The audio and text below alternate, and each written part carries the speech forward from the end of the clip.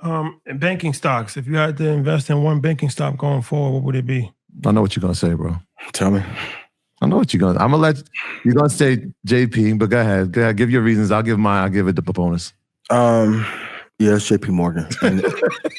And it's solely because, like, if you go, Rashad brought up a great point to watch documentaries, right? Because and preferably older documentaries, because there's a lot more truth and it wasn't pushing one viewpoint. When you look at the history of banking, even if you go back to the Titanic, classic movie, but the part that gets left out is who got assassinated on that trip and what happened after that trip, right? So fundamental to the infrastructure of America's money cycle and banking cycle, JP Morgan became the leader. And due to whatever back channel reasons, they've been allowed to usher in the stablecoin era for banks and have enough involvement inside of crypto where I think they'll be safe, while other banks, mid-sized banks in particular, probably will hit a rough patch. A lot of times it's not just about the efficiency of the business, but when Rashad and Troy are telling you about networking, one of the biggest parts of networking is the VC and the government relation cycle that stands for 20 or 30 years. JP Morgan has had a record year, even though Jamie Dimon is trying to find a way to leave and run for president, which I don't know if he'll win that. I don't think so. But one of the banks that are safe of almost any crash and that has been selected since Warren Buffett is now stepping away next year is JP Morgan. It doesn't, and I think it's a great institution for some of the things that they do, but it's because of that VC and infrastructure, government related reasons why they'll be fine next year. Yeah, JP is a leader in investment banking, in trading, in commercial banking, and asset management. And so those are 4 good reasons why you would do that. I'm going to give a sleeper. Somebody in the chat said I was going to put PNC. I'm not putting PNC. I could have. Goldman would have been another one, but they had an incredible year. Goldman solid. And maybe people haven't watched this chart, but I'll give you time to look at it now. Go look up Citi's chart. Mm-hmm. Citi's had an incredible year. It's probably had the best year out of any of those financials. Again, when we talk about the deregulation that could happen, financials are going to be the direct beneficiary of it. Quick notes for you, right? So heavy regulation, here's what happens. It forces banks to spend billions of dollars on reporting, audits, stress tests, and legal overhead. If you have deregulation, that means there's going to be more money for the banks, which means there's going to be more money for shareholders because they potentially will have buybacks. It also means that there are going to be more loans that are going to be issued, and there's going to be different measures for credit, which means that businesses are going to be able to have more loans. And so these financials, if you're listening to like CNBC or Bloomberg and they keep telling you about 2026, it's the year of financials, it's the year of financials, it's because there's something happening with deregulation. Yep. And they know that, and they're trying to tell you, but they can't tell you. So I'm telling you, that's why they're saying it. So I would look at, obviously JP is number 1, clear cut. I like Citi as a sleeper though. They had one of their best years in a long time. A long time. Mm-hmm. Quiet. And it was quiet too. Yeah. It was a quiet one. Yeah, but I'll go Shai's route. If you're looking at an ETF, right, and I know they put State Street, XLF would be, look inside XLF, look what the holdings are, look what the allocations are, see what the top 3 or 4 are. It should give you a sign. And somebody asked about Bank of America. I see that just now, yeah. If Jamie steps away, Brian Moynihan probably should be the person that they poach to come over to JP. Don't text me if you're at JP, because I know y'all got your internal candidates, but I think Brian Moynihan is a great player on a not so great team in terms of the stock. So it's going to be a tricky year these next 2 years, man. That's why Rashad quiet. Rashad's just executing. When my boy get to being quiet, he back editing the videos himself. I know Rashad, yo. Back in his duffel. Troy ain't saying nothing. It's go time. If you miss 2020, 2026 is going to be an eventful year for you. Business-wise, stock-wise, investment side, private equity. What do you think the biggest things that could potentially happen in 2026?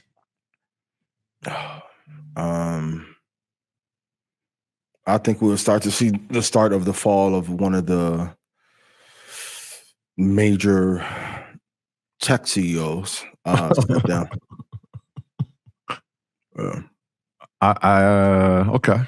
Okay.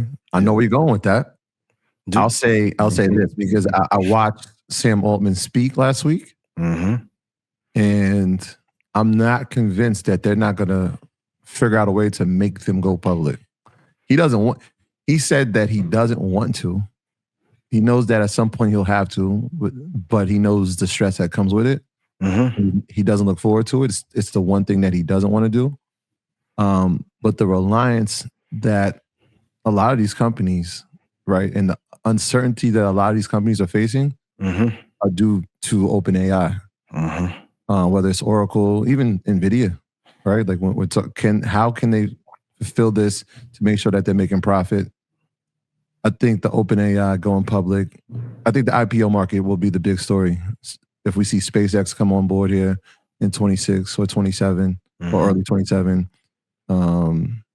Anthropic, somebody's going to become a publicly traded company at some point in the near future. Why do you think he isn't looking forward to going public?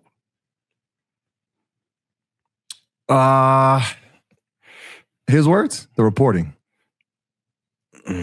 part. Wow. Which is, again, so you have those type of answers lead to more uncertainty, right? I don't know who Sam Altman's PR person or crisis management person is, but you need to find your Olivia Pope. Because if you mismanage this, like one way to expose an opponent, because he's made a lot of enemies. If I know you aren't as talented as like in that A class, one of the things to do is to get you to, and this is maybe Elon doing on the back channel since he stole part of that shit from Elon, is to make you go public so you can report so we can see what you're really doing and what the margins really are so we can know how to attack you. It's best not to make enemies. I know a lot of people like to take that beef angle, and now it's the thing. It's like, well, white entrepreneurs beef too. But one of the best things you can do for the viability of your business is to have a moat of partnerships opposed to having a moat of enemies trying to enforce themselves upon your territory.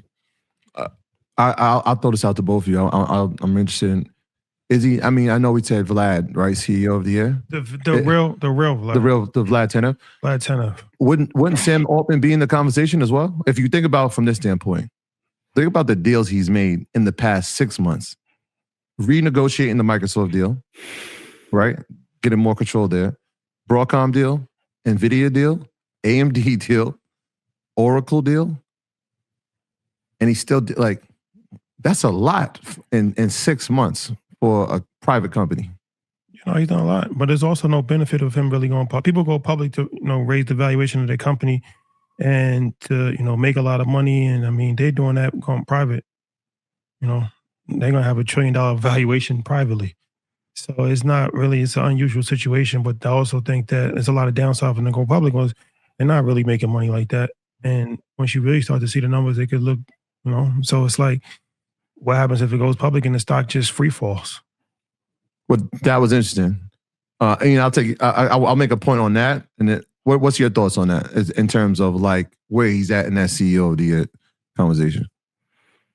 I think you can make the argument, and I've been a fan of OpenAI since 2021. I am very concerned. Like, okay, as you're building, I don't want to get into a war with billionaires and deca billionaires when my net worth is sitting here on paper. So some of the deals that he's made, great. You can also argue, though, you're signed to somebody who signed to somebody who signed to somebody. You're playing that game of everyone's getting to your intellectual property, and now they're trying to recreate the version of the magic that you have. What he has is absolutely magical. It's empowering this whole AI revolution. If you don't play it well, Microsoft and Oracle and NVIDIA will be a bigger beneficiary to it than you. But in the running for CEO of the year, absolutely. I just think that his management needs to get him under control. Because he's acting like Elon, but Elon after he amassed 400 billion. It's too soon for that. Yeah. And to say as a CEO, you don't want to face reporting, like, what the fuck are we talking? What? Zuckerberg would have never said that when it was thefacebook.com before Sheryl Sandberg was there. So you're saying you don't want to get in the league and you don't want Garnett or Wimby to guard you. You don't want to report? Why? That sounds asinine when you just told the public that you have ChatGPT help you raise your baby. Why don't you want it to report when it can do all the fucking reporting for you? That's crazy to me to say. That's my passion talk. That's your passion talk. There's a lot riding on it. They brought up the idea, right? If Microsoft is a beneficiary, a direct beneficiary of OpenAI, if you look at how Microsoft has been trading, or how it's been over the past 6 months specifically, it's kind of just been moving sideways in a sense. And so is that a telltale sign of how OpenAI will increase revenue for companies? We don't know. I mean, 2026 there's a lot on the line for that space, and they're like right in the center of it. So we'll see. Microsoft the program, though, to be no pun intended. But that Mayweather money looking funny in the light. Allegedly. Shout out to my boy. money may count on the court side. But my brother, I love you dearly. Shout out to the team. But not in front of Hov. Not that. Please. That look crazy. Respectfully. Please. Respectfully. There's children here.